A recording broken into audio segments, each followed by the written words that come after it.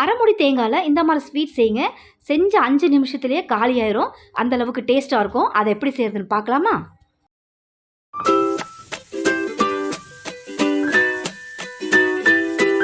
இந்த தேங்காய் பால்கோவா செய்கிறதுக்கு அரை முடி தேங்காய் எடுத்திருக்கேன். தேங்காயில் மேலே இருக்கிற அந்த கருப்பான ஸ்கின்னை ரிமூவ் பண்ணிடுங்க.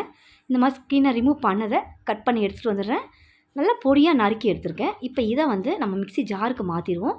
கையால் துருவி எடுத்துக்கலாமான்னு கேட்டிங்கன்னா வேண்டாம், அது கொஞ்சம் பெருசாக கிடைக்கும். இந்த மாதிரி மிக்சியில் அடித்தோன்னா நல்லா பொடி துருவலாக கிடைக்கும்.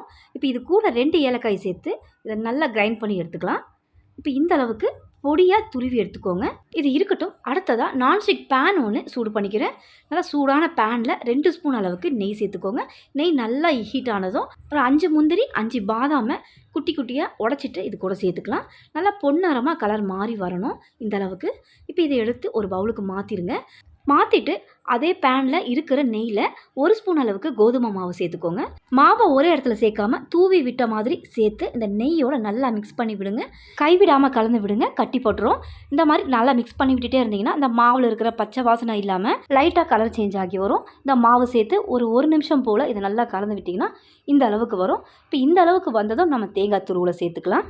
அடுப்பு தீயை சிம்மில் வச்சுட்டு இந்த தேங்காவை மிக்ஸ் பண்ணுங்கள். கிட்டத்தட்ட ஒரு 5 நிமிஷமாவது மிக்ஸ் பண்ணி விடணும். அப்போ தான் அந்த தேங்காயில் இருக்கிற ஈரப்பதம் இல்லாமல் நல்லா பொழு பொழுன்னு கிடைக்கும்.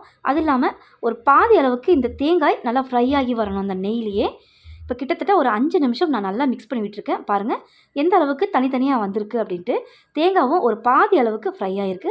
இப்போ இது கூடவே காய்ச்சி ஆற வச்ச 1 கப் அளவுக்கு பால் எடுத்திருக்கேன். இந்த பாலோட அளவு ஒரு 50 மில்லி அளவுக்கு சேர்த்துக்கிறேன். பால் சேர்த்ததுமே 1 நிமிஷத்துலேயே இந்த தேங்காய் துருவலும் கோதுமை மாவும் இந்த பாலை சுத்தமாக இழுத்து நல்லா சாஃப்ட்னஸ் கொடுத்துரும். வாயில் வச்சதுமே கரையக்கூடிய அந்த தன்மை வந்துடும்.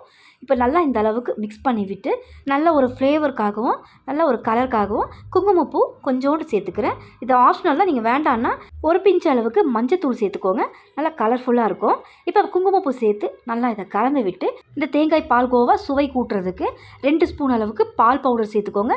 நம்ம பால் சேர்த்துருக்கோம், ஆனாலும் நம்ம பால் பவுடர் சேர்த்தோம் அப்படின்னா நல்லா க்ரீமியாக உங்களுக்கு இந்த பால்கோவா கிடைக்கும். 2 ஸ்பூன் சேர்த்துக்கிறேன். இப்போ இது கூடவே சுகர் ஆட் பண்ணிக்கலாம். 3 ஸ்பூன் அளவுக்கு சுகர் ஆட் பண்ணிக்கிறேன். இந்த இனிப்பு கொஞ்சம் தூக்கலாகவே இருக்கும். கொஞ்சம் குறைவாக வேணும் அப்படின்னா 2.5 ஸ்பூன் அளவுக்கு சேர்த்துக்கோங்க, சரியாக இருக்கும். இப்போ இது எல்லாத்தையும் சேர்த்து நல்லா கலந்து விடுங்க. லைட்டாக மெல்ட் ஆகி வரும் சுகர் மெல்ட் ஆனதுமே அதில் நெய்யும் வறுத்து வச்ச முந்திரி பாதாமை சேர்த்து 3 நிமிஷம் நல்லா மிக்ஸ் பண்ணி விட்டு எடுத்திங்கன்னா சரியான பக்குவத்துக்கு இந்த தேங்காய் பால்கோவா கிடைக்கும். இப்போ பாருங்கள் சுகர் நல்லா மெல்ட் ஆகிடுச்சு. இப்போ இது கூட நம்ம நெய்யை ஆட் பண்ணிக்கலாம். நெய் மொத்தம் 3 ஸ்பூன் ஆகும். நம்ம முதல்ல 2 ஸ்பூன் சேர்த்துட்டோம். இப்போ இது கூட 1 ஸ்பூன் அளவுக்கு நெய் சேர்த்துக்கிறேன். நெய்யை சேர்த்து 3 நிமிஷம் நல்லா மிக்ஸ் பண்ணி விடணும்.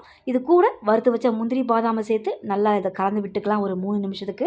இதை சூடாகவும் பரிமாறலாம், ஃப்ரிட்ஜில் வச்சு கொஞ்சம் கூலாகவும் பரிமாறலாம். இப்போ 3 நிமிஷம் நல்லா இதை மிக்ஸ் பண்ணி விட்டோம். அருமையான டேஸ்ட்டில் தேங்காய் பால்கோவா ரெடி. கண்டிப்பாக இதை ட்ரை பண்ணுங்கள். எல்லாருக்கும் பிடிச்சமான ஒரு ஸ்வீட்டாக இருக்கும். இந்த வீடியோ பிடிச்சிருந்தா என்னோட சேனலை மறக்காமல் சப்ஸ்கிரைப் பண்ணுங்கள். ரொம்பவும் பிடிச்சிருந்தா லைக் ஷேர் பண்ணுங்கள். தேங்க்ஸ் ஃபார் வாட்சிங்.